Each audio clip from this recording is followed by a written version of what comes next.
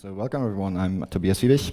I know I don't look like it, but I'm a professor at TU Vienna, Internet Infrastructures, newly established research group, and one of my gospels is RFC8950 and IPv4 with IPv6 Next-Hops. So what is this all about? What we need to stop doing is IPv4-driven addressing plans. If you try to do an addressing plan for a single metro, and you do it with V4, you end up having 10, 20, 30, 40 different prefixes all in different areas, and it's nasty. And there's CIDR around for ages, but still makes IP. So if we do IPv4, you have to imagine we want to work on layer 3 because layer 3 is nice. Layer 3 doesn't do that nasty broadcast stuff, but we still need to find a layer 2 address like the MAC address in the first place, and we use a layer 2-ish protocol for that, ARP. And we can get rid of all of that if we just do 8950 with IPv4 and IPv6 Next-Hop. So what is the base intuition about this? If you are looking up a route and want to find the Next-Hop for an IPv4 prefix, you need to figure out the MAC address to which to send packets to. So you can construct an Ethernet frame. And in IPv4, we use ARP. So we do our ARP request for that address, we get the MAC address, all nice and dandy. And if it's a route, we do that ARP request for the IP address of the Next-Hop. If we are having IPv6, we basically do the same thing, but we don't do ARP, we do NDP. And that's basically it. There's nothing stopping an operating system from using NDP to find the MAC address of an IPv6 address, which is in the Next-Hop field of a route that technically is for V4. In the end, the internet is layer agnostic. So it doesn't matter how we get the MAC address to construct our Ethernet frame as long as we put a V4 packet in there. And that is actually what is being standardized these days, because a lot of people already implemented it. It works like it usually goes with RFCs. And what is accompanying that is RFC5549 and RFC8950, which is the ability to put an IPv6 Next-Hop into an LNOI exchanged via BGP. I think also Bubble supports this. I'm not sure about OSPF version 3. And of course, many operating systems support it, and the document that is explaining how to actually do V4 with V6 Next-Hop forwarding is currently in IETF last call. I think it only has 2 discussers left, so hopefully it soon will find its way to the RFC editor. If we are looking at like draft and vendor support, BGP with IPv4 and a V6 Next-Hop, ideally also via an IPv6 session, is supported by many big vendors. So Junos, Arista, Cisco, XRBGP. XRBGP doesn't have FIP support, FRR and BERT. Technically, OpenBGPD can also do it, but OpenBGPD it also doesn't really have FIP supports for it. And it can have some weird side effects if you actually try to use it, because OpenBSD itself does not support V4 with V6 Next-Hop. But I just found a student who will hopefully provide some diffs. FreeBSD supports it since, I think, FreeBSD 13. Linux with Netlink is also on board. Cisco, Arista, Junos do support it. Some of those are a bit nasty in the config generation, so you technically can do the forwarding, but you cannot, for example, inject a static route. Usually an interface problem. So, what does this let us do? Do I have a pointer? Oh. I have been depointed. This here is a hypothetical AS. If you just start your new small-scale ISP in somewhere you're single-homed, I think if it's in Finland, you're most likely single-homed and Elisa, you get your allocation from RIPE. In this case, a /32. I know most people get a 29 because you don't have to justify it, but technically a 32 is enough for most. And you have your border router. You have a couple of interior routers. You might have virtualization hosts, which are running virtual machines. And of course, you give every user with their VMs a /56, because you're like, nice. You have your nibble boundary hierarchic addressing scheme. So the :1/48 is for your transfer links. And that's basically it. It's pretty much a standard setup you might want to see. You do numbered IBGP. That's also mostly a me thing. I'm not a fan of unnumbered. But technically, this also works with unnumbered, of course. And your virtualization host, of course, can also speak BGP, or you have a central route injector that tells the rest of your network where which prefix is. And we basically just route the 56 for the VM to the link local address of our VM. And that's nice, right? For me, that is everything you need from an ISP. there's sadly this thing which makes network operations really hard and sometimes exhausting, which is called users. And those users often have wishes, and one of those wishes tends to be IPv4. So we now want to have IPv4, but we do not want to have any stress with it. So what do? We just start announcing a /24, which we can do via our IPv6 session if our upstream also supports 8950. Packets for 192.0.0/24 now arrive at our border. And now whatever IP address we are selling to our customer also needs to get to our customer. So what we can then do is we inject, for example, into our IPGP a /32 route, and we give it an IPv6 Next-Hop, which is like the network address, or no network addresses in IPv6. I think it's called the all routers anycast address, so all zeros in the prefix. Of the prefix we have routed to the VM.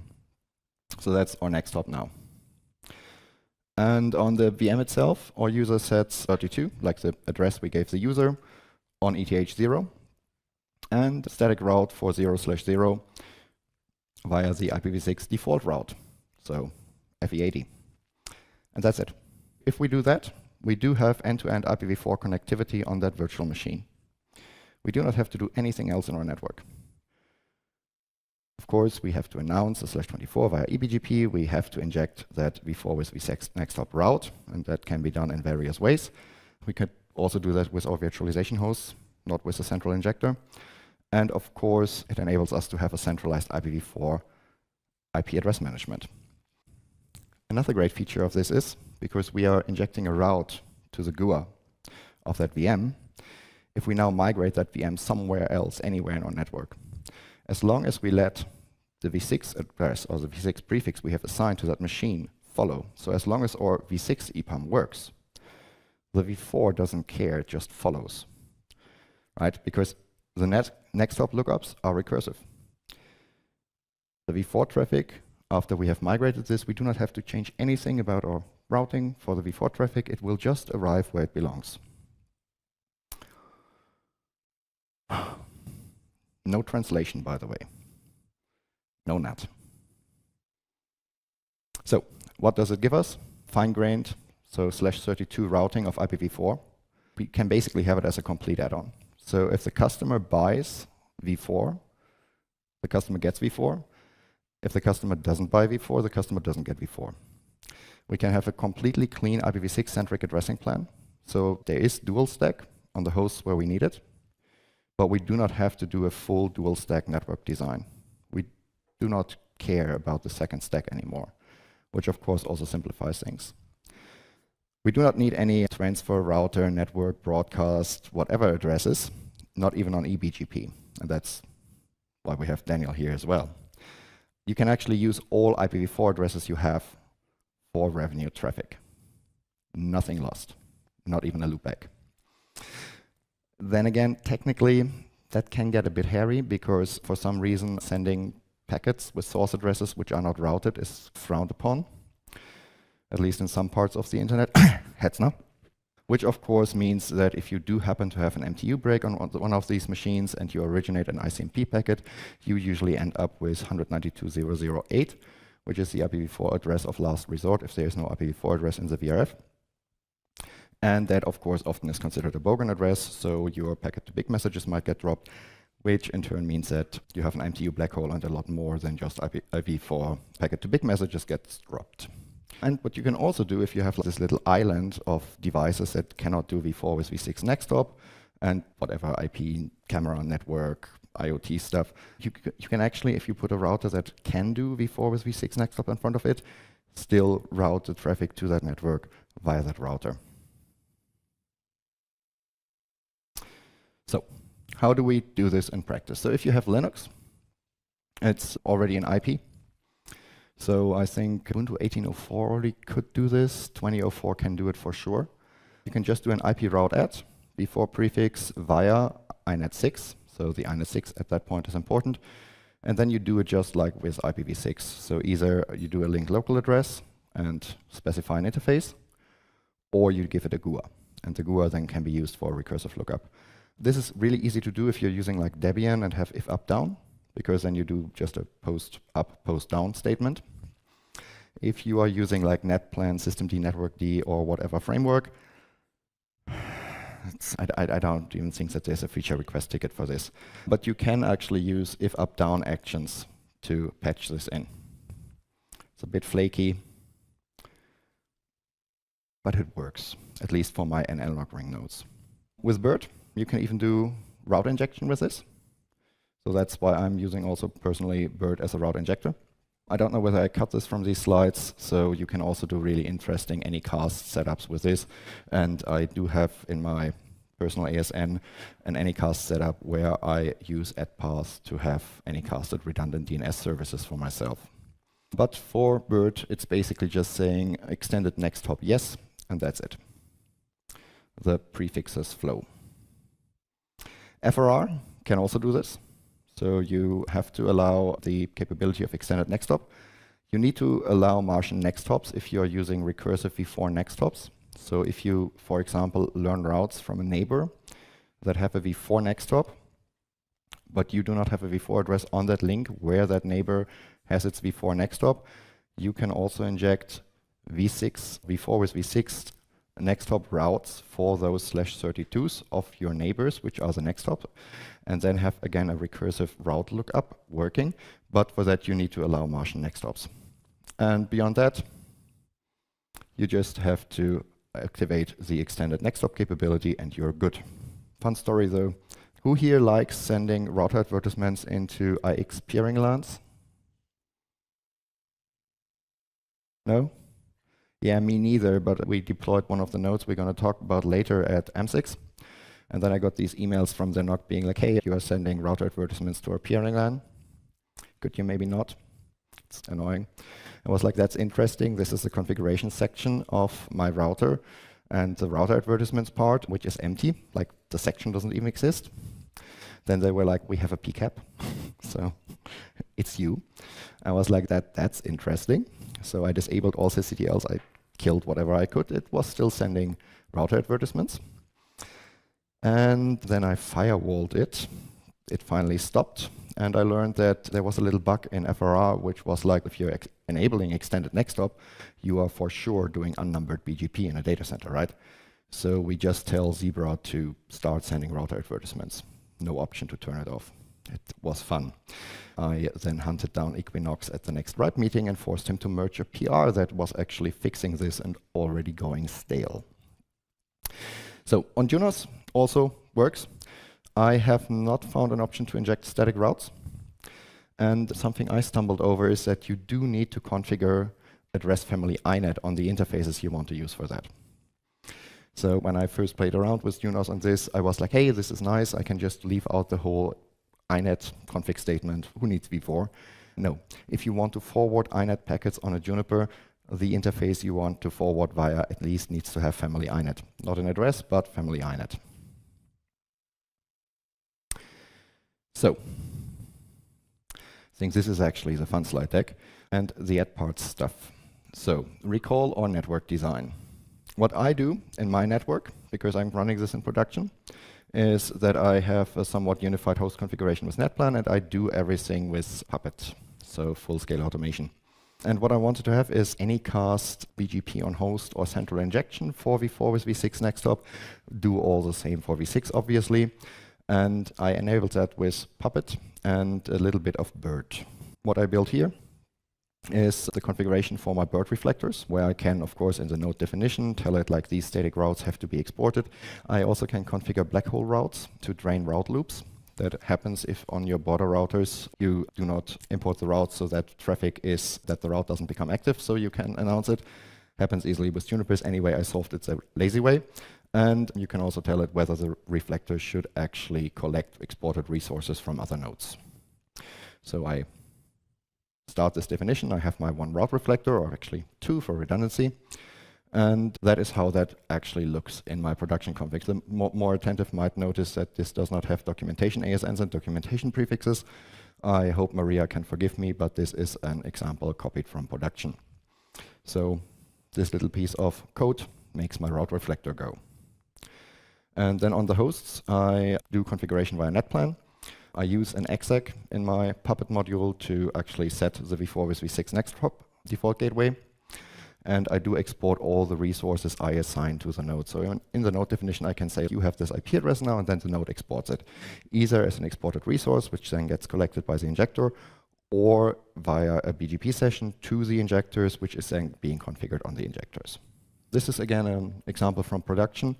It's a little bit adjusted because this is the example for my anycasted DNS service, because my anycasted DNS service is now using Net64 for DNS resolution instead of having actual V4 addresses, because who needs V4?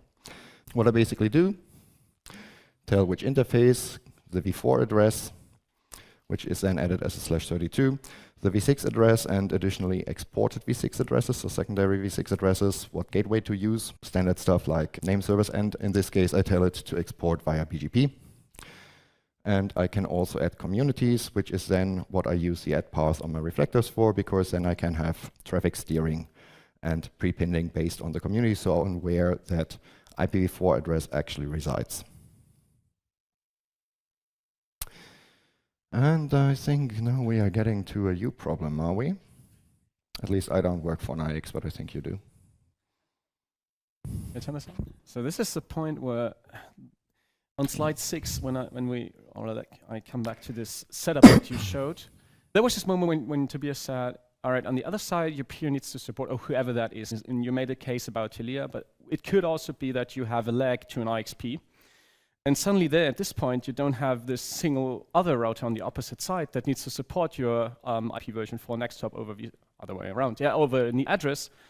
In case of an IXP, there might be 1,000 of these routers, and you, in the best case, want to reach all of them.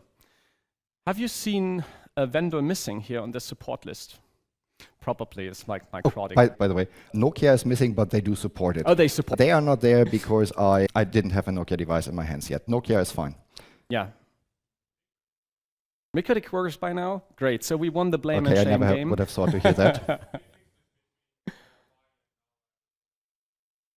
Oh, great. Thank you for doing this. So, well, that might make all my points a bit weaker, but whatever. Yes, so there are a few things that we're working on to basically work around those vendors that do not support, as of now, RFC8950, or those routers that are still deployed on very old versions that don't support it and cannot be updated because for legacy hardware reasons or something like that. So there's this another draft, so I think it's the third one we're already talking about, that is being led by, as you might have heard, Maria, the developer of BERT, and also by myself, with the IXP perspective on this whole thing. So what did you put on that slide? Oh yeah, B6 already does it in production, but they use basically a router. So they rewrite the Next-Hops to the IP address of their router, and then they do the routing for the hosts. But that is like a layer 3 IX. It is then, yes. So transit with extra steps. And that might not necessarily be the thing that every IXP that you have connected to is doing. So B6 is like an exception to what you would see in the wild. So the idea would be to let's have another standard that is hopefully then implemented by, on the broad, on hardware and in software. So what do we have here again? I think I will start in 2 slides even then. You might actually be out a bit further because this is about auto configuration. It's like how you get clients going. It's not really an IX thing. So there was the idea to use DHCP4 tunneled over DHCP-v6. There's a standard for that already. I know it sounds wrong, and it is, and then using in DHCP-v4 a field to actually set IPv6 Next-Hops. The DHCP working group was not very appreciative of that. We discontinued the idea, but at the same time there's a draft from Remco van Mook, who suggests to just use a dedicated IP address allocated by IANA to signal, okay, for the gateway for V4, please just use whatever you have for V6, which I think is a much more elegant solution. Oh yeah, this is then personal experiences. As I said, I'm running this in production for quite some time now. I personally, on most devices, use IPv4 loopback addresses still, because I can then originate ICMP messages without having to rely on an unroutable reserved address.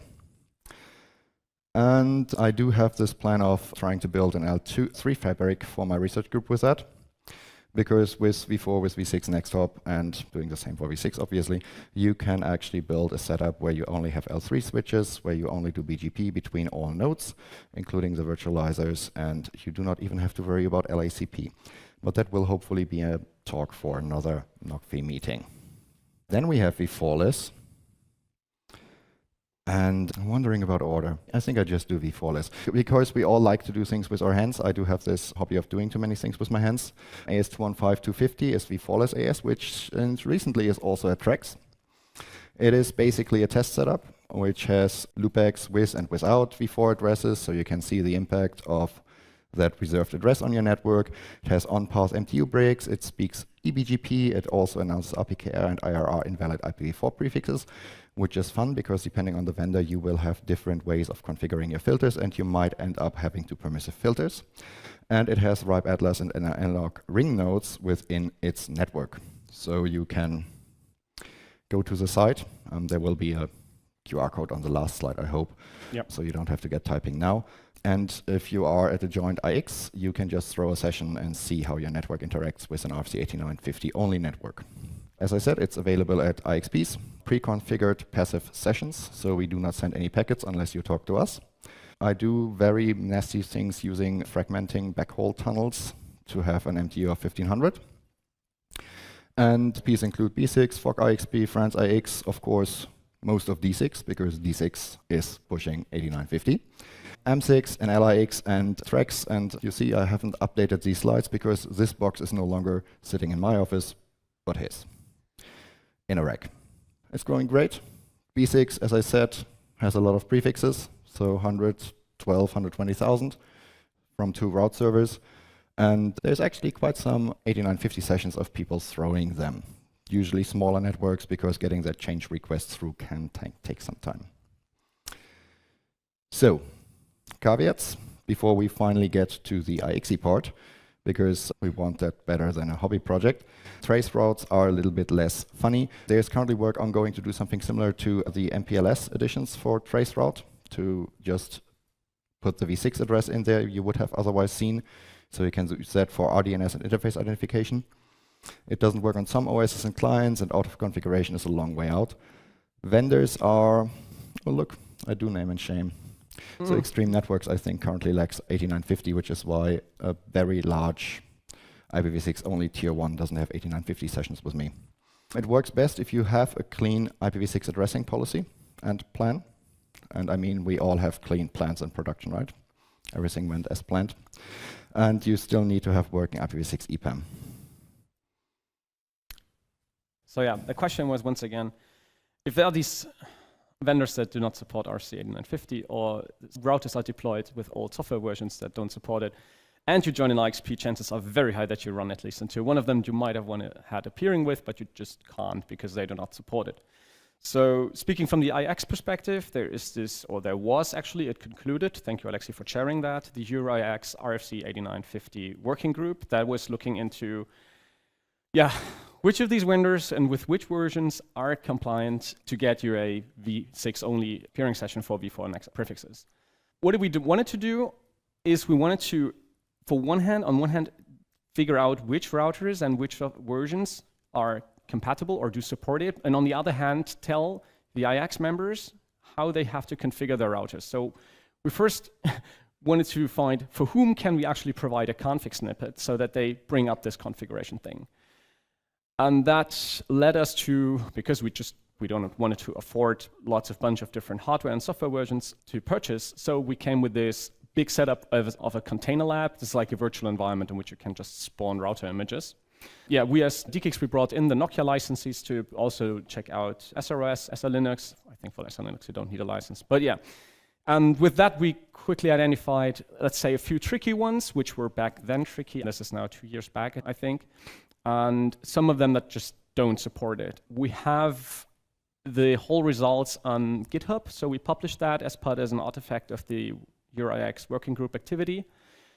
And as long as there are these vendors or software versions around that do not support it, it's getting really hard to attract these peerings to, let's say, a newly spawned IX that is RFC8950 only. Or for those big IXPs, it's really hard to motivate people slowly trying to turn it on because there will be peers which they can't reach anymore. So the solution then, what we did is, yes, yet another draft. Is it a solution? Technically seen, yes. Is it in production? Technically seen, not yet. The idea was that instead of having each of all these network operators with these routers and questions that need to be swapped, or they wait for the new software package that does support the RFC8950. We were saying, how about instead the IX themselves, because it's in their interest, deploy something either on their edges directly or onto their route server. We don't really, in the draft basically is agnostic to where this translation is being deployed. Yeah, but the idea is basically, and I won't go too much into the technical details here, is to basically translate between those networks. And this is like a service from the IXP to further motivate and attract new members.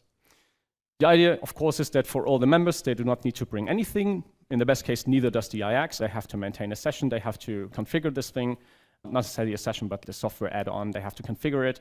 And this might be some additional logic to manage, right? Okay, but still, you get the benefit. That's a cool idea. That's the whole thing about. Of course, the draft is public. You can look it up here.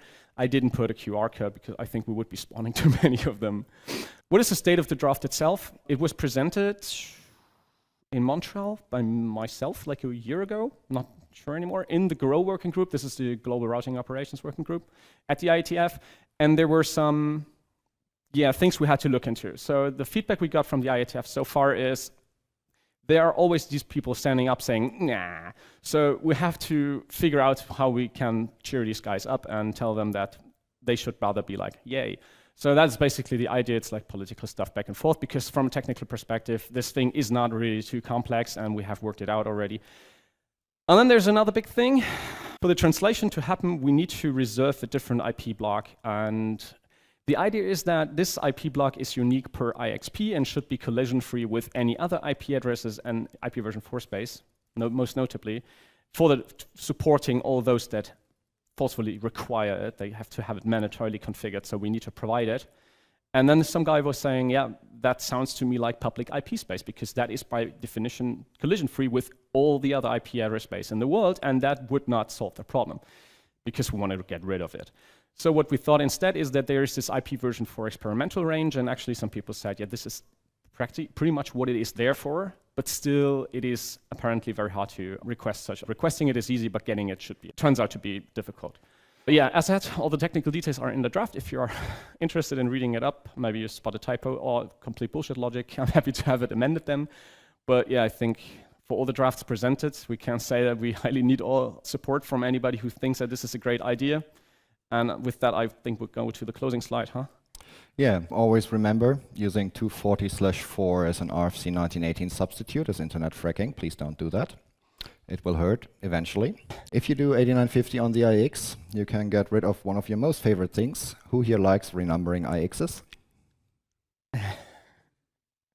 Because it means you've grown, right? That's the only fun part about it.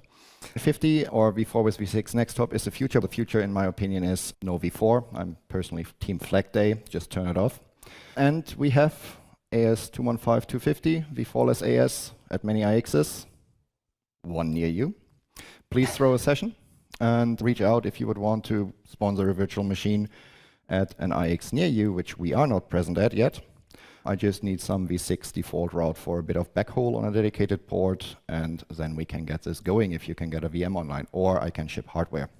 So please throw a session, play with it, give feedback on the draft, get the draft running. If you have an IX, maybe consider implementing it, because what the IETF actually works on is rough consensus, running code, and a lot of whiskey. Whiskey, definitely whiskey. So with that, any questions? Thank you. Hi, this is Alexi from Finland. And you mentioned that I'm the chair of that working group at URX. I was actually just the co-chair. Andre. And I also wanted to add that the working group has now concluded, because we figured we've already done everything we can. Until this point, yes. Yeah. So it might be revived at some future point if we figure out what else needs to be done. But at this point, it's done. The actual chair, the main chair of the working group was Andre Grunebrey from DE-CIX, which was also mentioned on the slides. And he has also a sort of competing method to approach the stuff that you are working on, that I just wanted to quickly highlight, because their IX, and like most IXs in Europe, is EVPN based. Yep. What they are trying to do is they are going to try to fix the Next-Hops underneath the hood on the EVPN level. Yeah. So that's interesting. I think that is exactly what they are testing at their IX right now, and they are also working on another internet draft to compete with yours. I should check that out. I think they, I'm not sure. Yeah, but I don't know really. Yeah. What I know is that Maria was including some more bits to make the draft a bit more wider that could also fit into what actually Andre has built. I think Andre is still doing it on a different level. Like he does it with a different approach than what we propose. Andres, yeah, it's interesting what he did. I would rather prefer have one standard than the IXPs follow the standard instead of every IXP is doing something, but it works what he did. It's actually very nice to look into, yeah. Also at this stage, when we don't know yet which of these approaches is the best approach, it's good to have lots of different approaches, and then when we figure out that one works, that one doesn't, then right, we definitely. start It could even take the turn that because he has running code, it will be the foundation for a draft that will be adopted then. I don't know. Let's see what happens. You just need to hurry up with yours. Yeah, to get it into production. That's the right idea. Yeah. Yeah. And also, as you mentioned, you've brought a node here in Tampere, which is also connected to Trex Turku, which is RFC8950 only. So you can pair with him both in Tampere and Turku. Yep, please do. The sessions are already up. Maybe another note. Yes, the working group has concluded, but the GitHub repository is of course open to any merge requests. So if somebody knows about the MikroTik config that is needed to make this thing running, we're very happy to have the repository updated. Silvan. There was a question over there, and then also Silvan. Yet another Alexi, but from DNA. One question, have you tested this with CPEs? So do you know anything if this works with customer premises? So I don't do CPEs. Think So I would guess, based on Silvan's statement, MikroTik is doing fine. Random cheap Linux box bought somewhere from a box supplier, I don't know, but I'm pretty sure it does run Linux, so technically it should be able to do it. And usually on the access you do have like XLET anyway already. I think it should.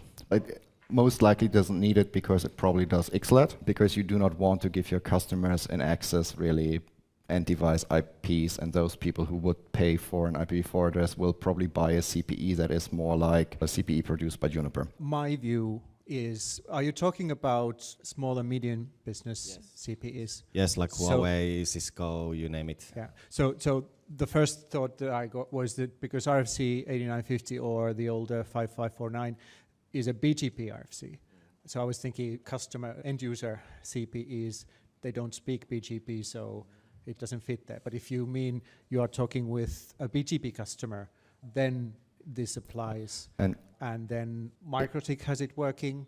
Cisco does, Huawei Nokia. I think also does it. So if we're talking about that level of CPE, I think you're fine. Yeah. So there are, cool. basically, you should go to the GitHub and look at the platforms mentioned there. There are some platforms where it says doesn't support yet. Some say will never support according to vendor, and some say does support, and then there are config examples. So you can look at what CPEs you use in that list and figure out if you can do it. And then when it comes to these end user CPEs, where I said that this doesn't apply, then currently there's no really standard way of using IPv6 Next-Hops for IPv4 traffic. But for example, what we at Trex are doing with our Anycast servers is that they do speak BGP with our routers, and then they announce their IPv4 addresses over the IPv6 BGP session. So we used to have 2 BGP sessions to all Anycast servers, so that one was for IPv6 and the other was for IPv4, but now we got rid of the IPv4 sessions so that there's just one session to monitor, and all the both IPv4 and IPv6 addresses go over that, so it's easier to maintain. And also at some point we might strip the IPv4 subnets from those interfaces if we get that far. So then we'll save a few addresses. Okay, thank you. Thanks. There was another raised hand. Hi, I'm Eric from Glesius. I was just wondering if you still need to have globally unique IPv4 space to run this. Then if you still need a global IPv4 space to run this, what's the point? You mean in my case? Yeah. And we don't need the global unique ones. We only need an IP address space that is unique to all the members of the IXP so that there's no collision. Yes. And we want to support those that require it by hardware because we want to support those that do not support RFC8950. So their only world they live in is a V4 space. So of course we have to support it then. Then we're getting an experimental range where we put all of them that fits all the members in there, and then they can have happy connectivity with our translator. I still don't see the point, but Yeah, me neither. I would rather have them not use IPv4 anymore. It's an old router that only knows it. So what can we do about it? We have to support them, their address family. We cannot just go there and say, you could. bye-bye.